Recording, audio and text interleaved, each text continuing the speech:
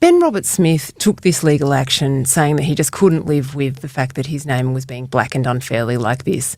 It's been disastrous for him. And we've seen other defamation actions go the same way.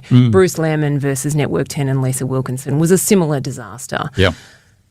With this experience, would your advice, Ricey, and you are a journalist, so you might have a vested interest here, do. should people sue for defamation? Oh, only if you're crazy. Fourthly, the other obvious case is the case that Linda Reynolds took against Brittany Higgins. Even when you win, what do where does it leave you? I mean, Linda Reynolds now has her reputation back, but she may lose her house because she can't. It's very unlikely that she's going to recover the cost, the immense cost of her case against Brittany Higgins. So the short answer is no, don't do it. If it had gone the other way too, if Ben Roberts-Smith had decided, look, I've got a job with Channel 7, I've got a new career, I'm remaking myself outside the military, I'm just going to ignore this.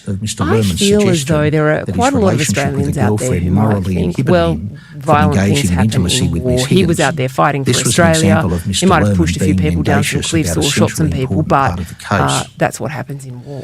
I think I'm not going to say a majority, but certainly there are many Australians who would think, look, we send these young men off to war and we ask them to do dirty work, and they do it. In at least one of these cases, Ben Roberts-Smith was actually hunting for Hekmatullah,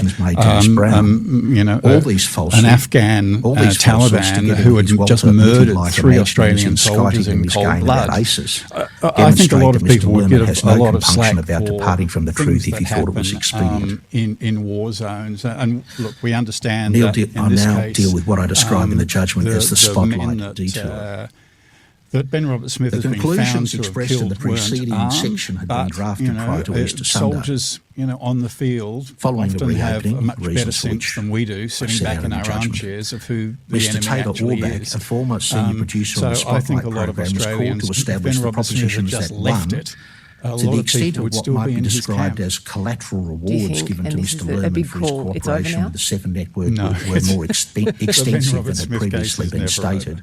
Stephen Rice, thank you very much. Contrary to various assurances given, Steve Mr. Jackson Lehrmann edits provided the material ongoing Alan Jones to the makers legal. of the Spotlight Steve Jackson program, edits the contrary to his Australian Media Diary. subsisting And legal Jacko, today you're obligations. reporting on a tweet.